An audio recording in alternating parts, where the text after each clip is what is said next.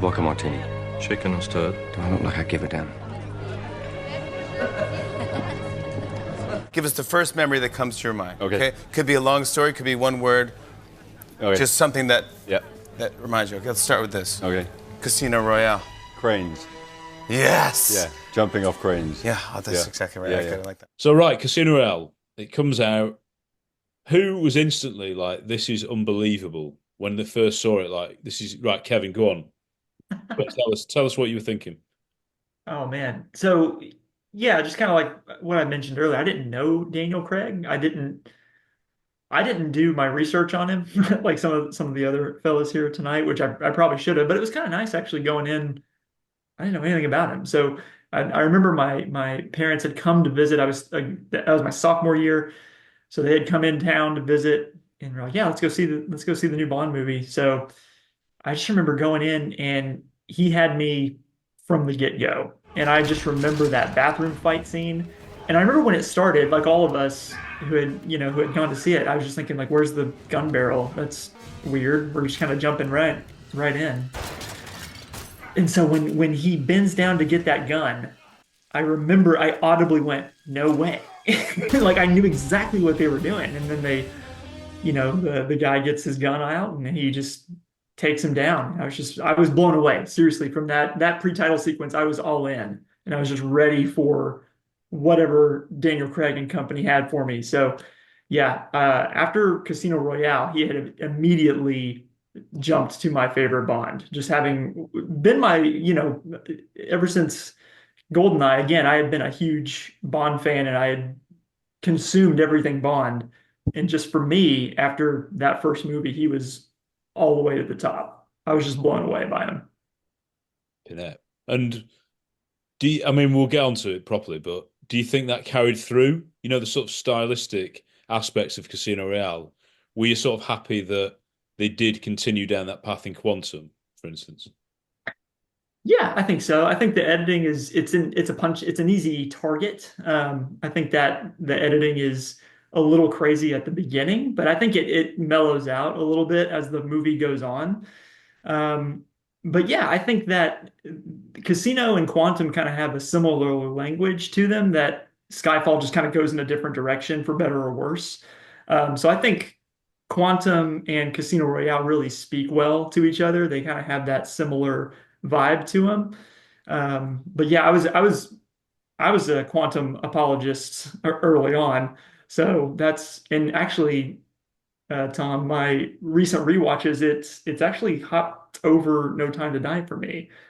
So Quantum's up there for me, but I liked it quite a bit. Good. That's a good start. That's what I want to hear.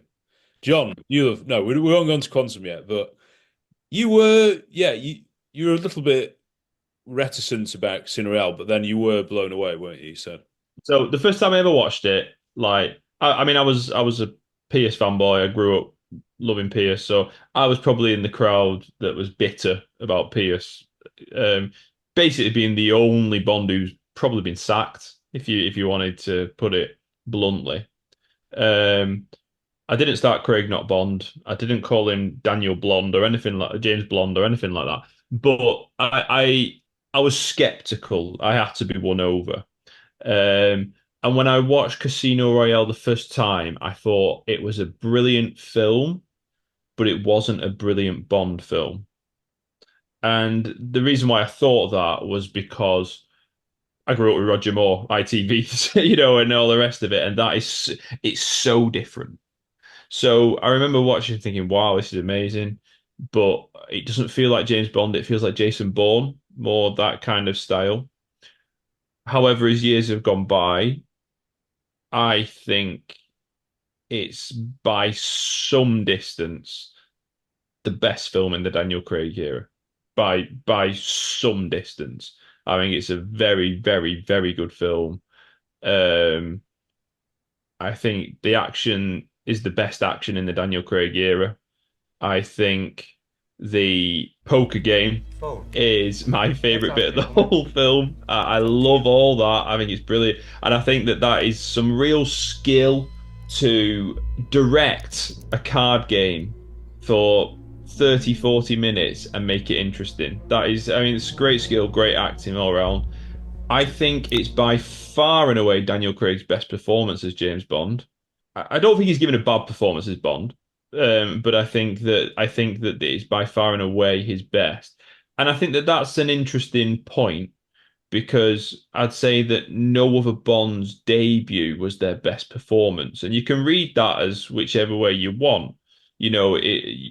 Some people would say, "Oh, so they grew into the role better than Craig did," or maybe some people may say, "But yeah, but Craig's debut was better than anybody else's." It's whatever way you want to look at it, but I think Craig's brilliant, and I think the chemistry with Vesper Lind is certainly unmatched in the Craig era. So I think, to me, Casino Royale brings the best of the Daniel Craig era by some distance, and is a brilliant film that holds up so well.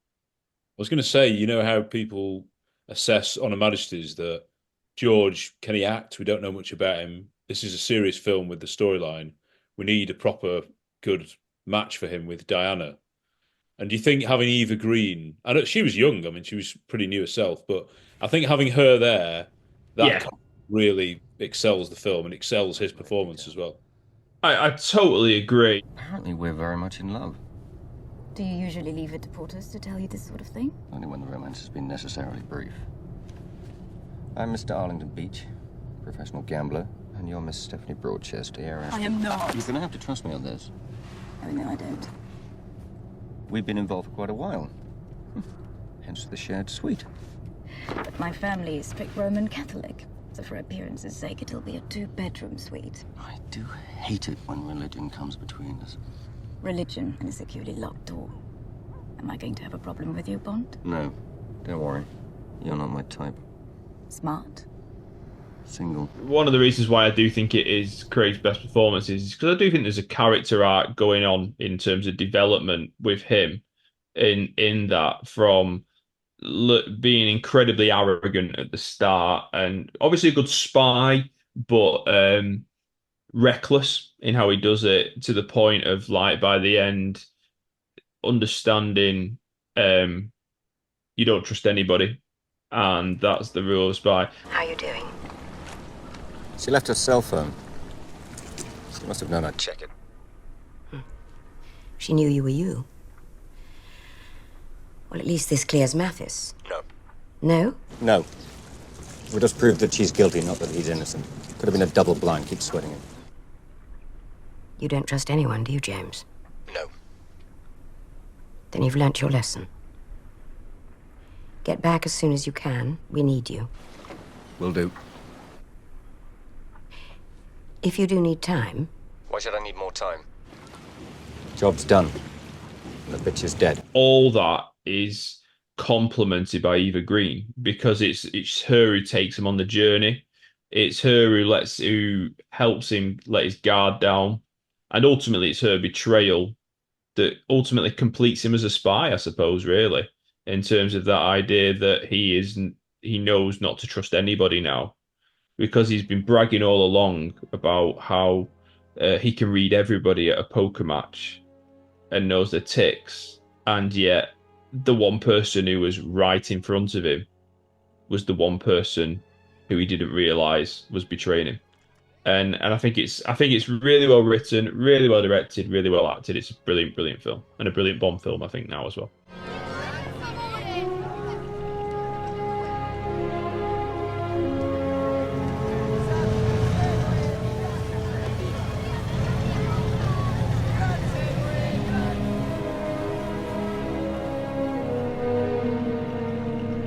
Right, Harry, come on. Give us the other side of it. This is far too positive, isn't it? No, one thing to mention, there's a slight period in between where I was probably uncertain about his casting, and then the trailer. I know you've said, Steve, that you gutted you missed out on it. The trailer got me more excited because it looked like there's some action beats. There was music that was quite similar to like the GoldenEye trailer. You know, it felt like this is going to be official. This is going to be a Bond movie. Like, it allayed my fears quite a bit. And then I also, just returning to what I said, I didn't like his new hair in the film. I liked it when it was floppy. I preferred it when it was floppy. He seemed much more mature and civilized. I don't know if I've ever liked a Craig haircut actually. Just as in, and one that actually works compared to that floppiness. And in No Time to Die, it was perhaps decent, I reckon. So anyway, I didn't quite like his hair, sort of being in this dinner jacket and stuff, but with kind of a boy band haircut, um, which is a bit strange. But the first when we were in the because we saw it together in the cinema, Yeah.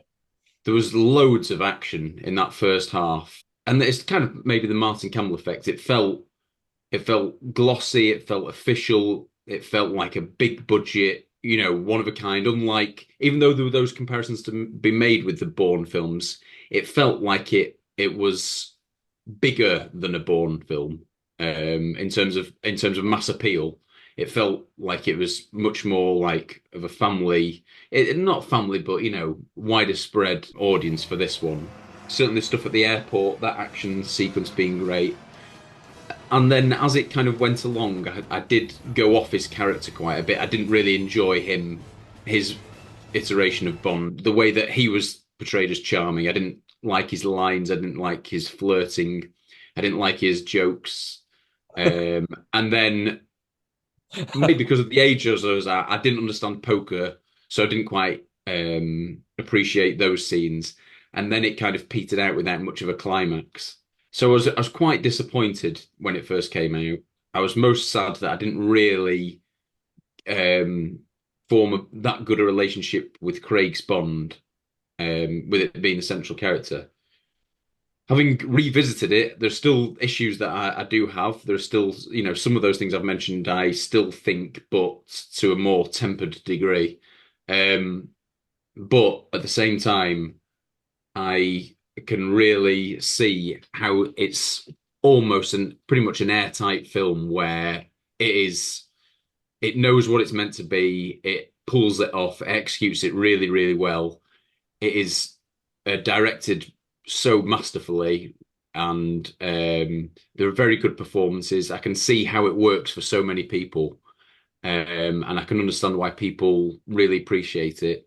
And I do think, whether it was for me or not, I appreciate that it did have to just start afresh a little bit, and I can say that whether it did it for me or not, I can see all the things that it does right for so many people, and why so many people love it and have it as their Bond that they enjoy.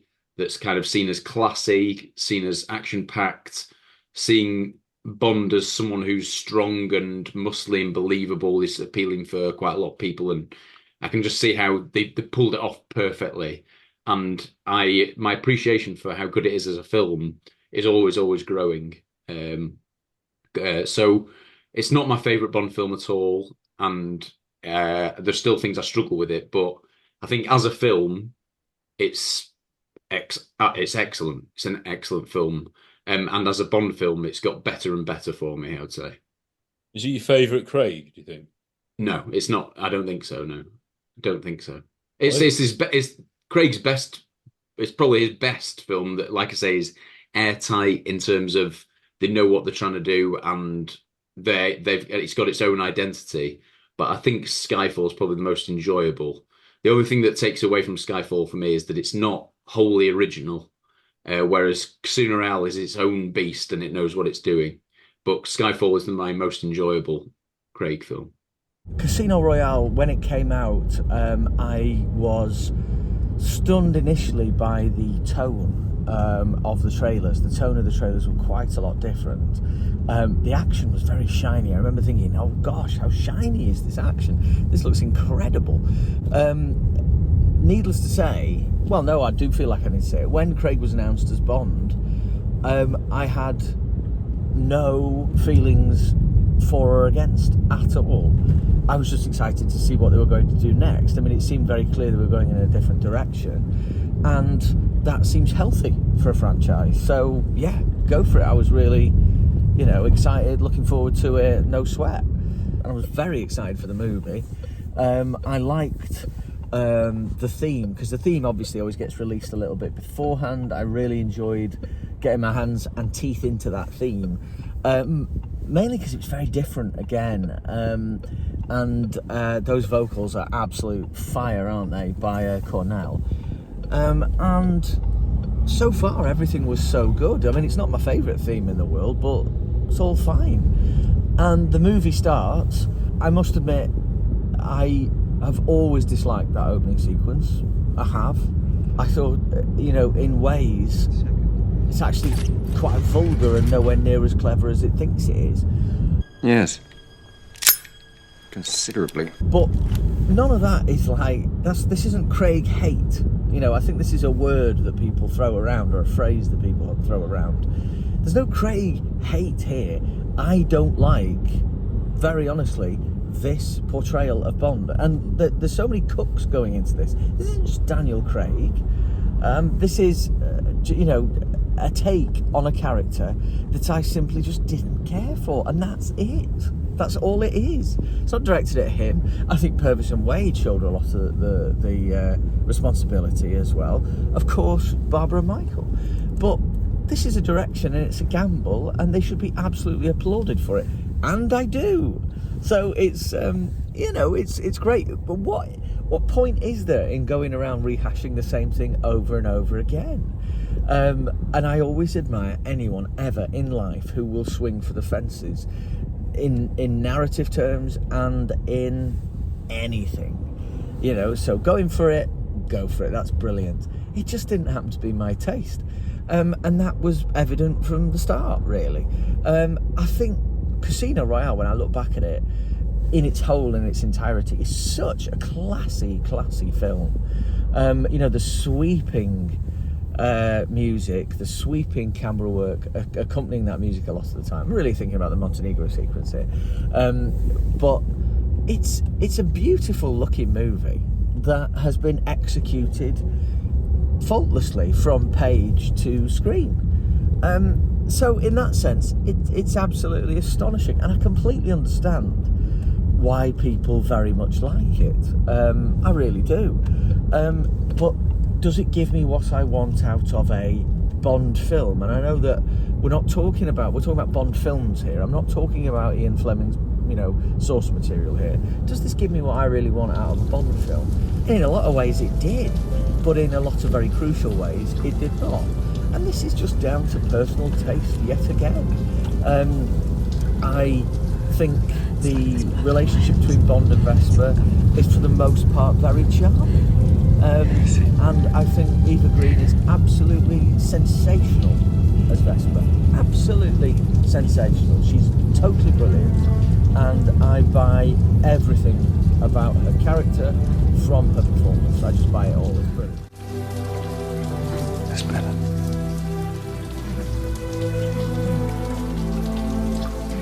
You cold?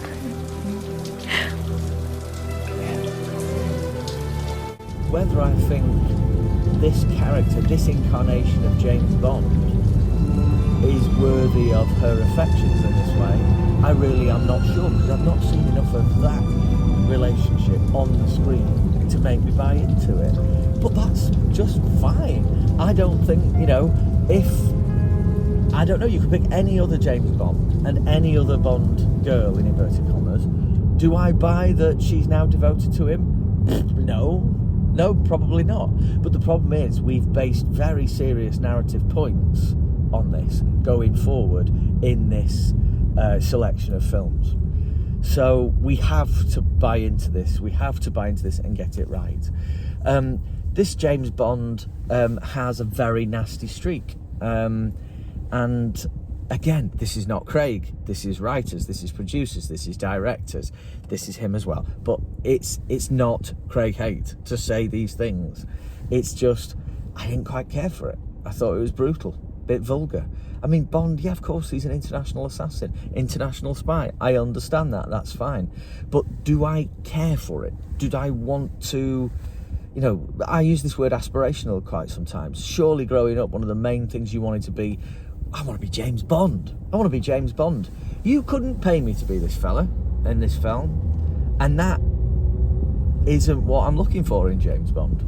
So that it's just simple, isn't it? Anyway, fabulously made film.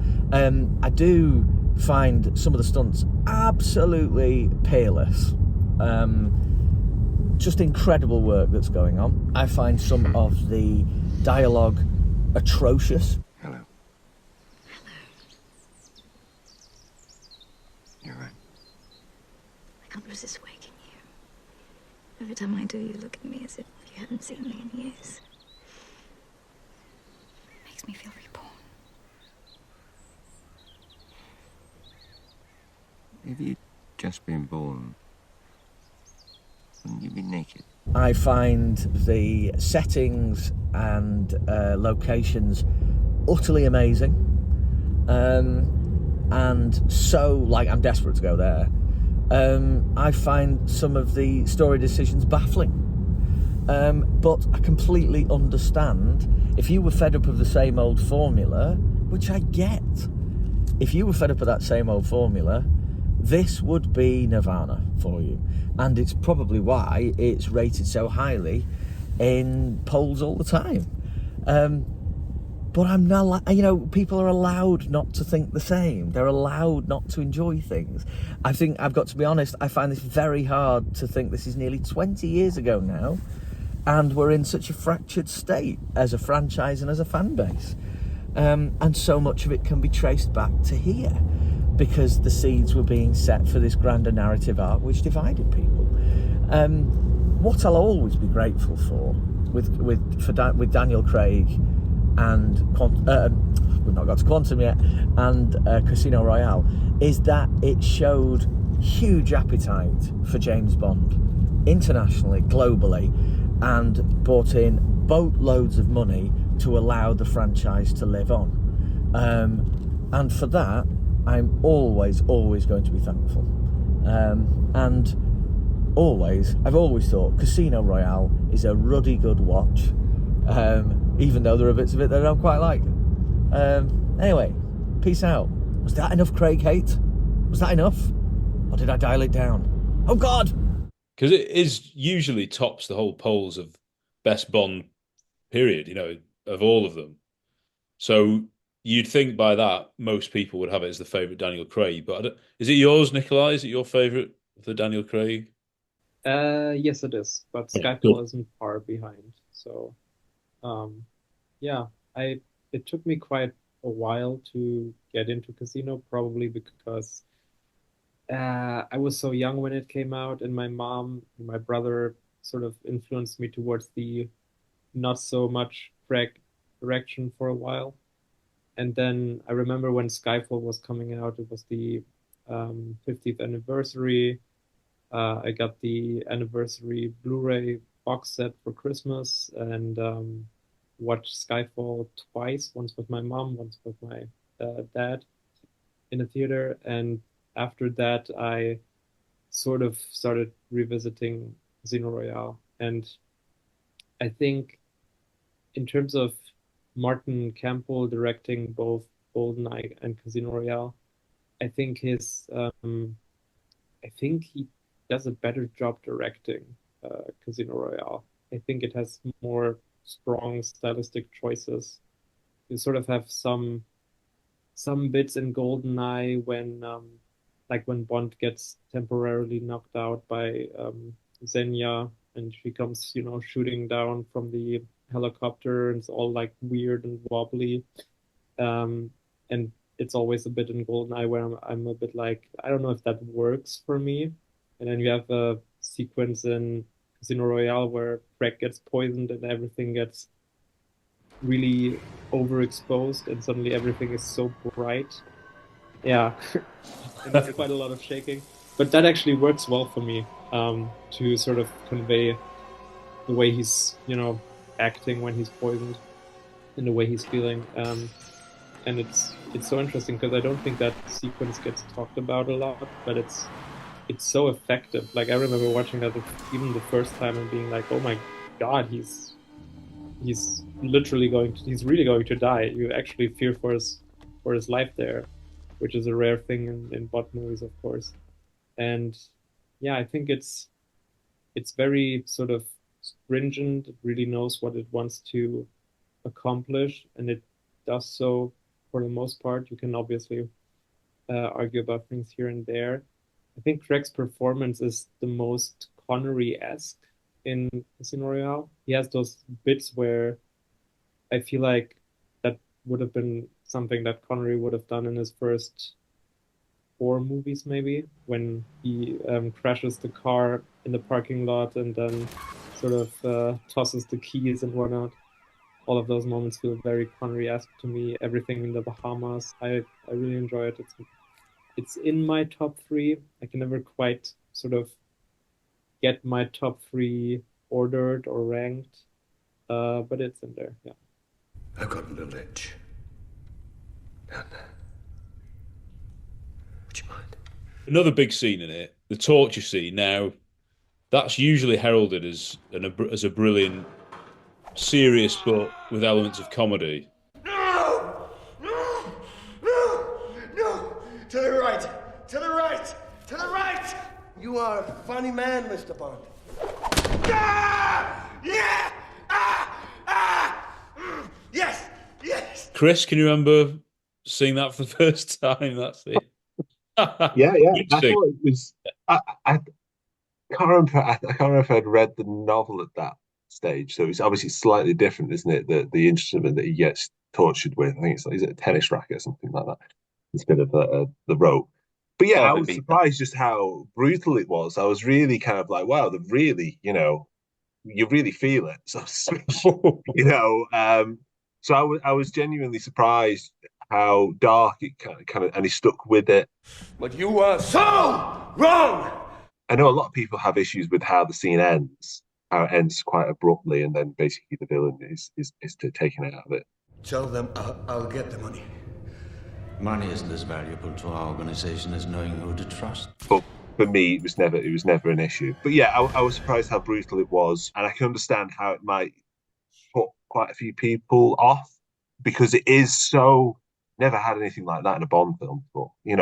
Even License to Kill, where you had some, pretty heavy stuff in that. Tonally, it's just very, very different. And basically, it was something else that convinced me that this is, they're really kind of going for it, in terms of much more, well, sort of a darker, more violent kind of series. It gone in a very different direction, And I suppose I don't know if that was just because they'd got the rights to the novel again. But yeah, it's a hard scene to watch still now. I've seen it, quite a few times, and it is a difficult watch. And I think that's, again, kudos to Martin Campbell as a filmmaker. I think that's where he really comes into his own, when it is that building of action and drama. I think that's his real strength, as well as the sort of, like John said, similarly to me, the card game is the strongest part of the film. I think it's in terms of tension, the drama, the sort of the kind of the relationships that are happening between all the characters is so well constructed, and you follow it really well. And I think that's where, definitely Campbell's strength is around those kind of strong scenes. Fletcher, was the final product of Casino Royale, do you think, a direction that Bond should have taken with hindsight? Yeah, absolutely. Oh, good. So, I mean, I remember, following the development, the production of the film quite well. I vividly remember seeing, when the first trailer, I think when the first trailer dropped, but then it was the clip, when they release clips of certain scenes, and it was the scene where Bond is fighting Malacca on top of the crane. And I mean, it must have lasted maybe 7 seconds or whatever, but it was enough because it was, this beautiful location. You could see, the gorgeous background. They were on top of this high-rise crane, and the hand-to-hand combat that Bond was displaying was something that I hadn't really seen Bond do much of. I think the closest we had seen was Bond fighting Alec. Where they had that sort of CQC going on, which is a shame because Pierce was really good at it, and I'd like to have seen more of that.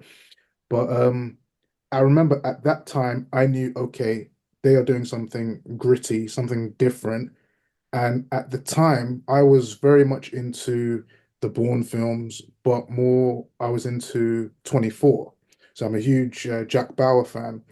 And so it was like, for, as far as I was concerned, it was like, okay, they're moving away from the um, sort of slight goofiness, or the sort of roll it, wind up the fist, and then all that stuff. It's like this, they're treating this very, very seriously. Like, this isn't Bond just smiling and winking his way through things. He's getting hurt. He's delivering on the beatdowns. So by the time the film came out, I was already sold. And because I had read the novels, I was familiar with that. I knew, okay, it's a pretty gritty thriller. I'd seen certain stills. I remember seeing the still of Bond getting his jewels whacked. I was like, okay, so this is very, very dark. And then, but once the film came out, I was just, yes, this is it for me. Yes, it would have been nice to have Moneypenny. The guy that gave him the injection, I just sort of, Yeah. in my head canon, that was Q, even though he probably wasn't, but I went with it. Ow. It just had everything. Great action, great music. The acting was good. You had that you had that glamour that was there, and then of course, you had the jokes, which they sort of, turned on their head, shaken or stirred, do I look like I give a damn, that sort of thing. So, they really played around with the formula, and I just thought it was great. It's a beautiful film to look at, to watch, and it's very immersive. And then, of course, Eva Green, my second favorite Bond actress of all time. It just came together so perfectly, and I just wish that quality of Yeah. filmmaking continued throughout the five films. But you can't win them all, so but yeah, I was pleased, very pleased. Math, come on, let's hear it.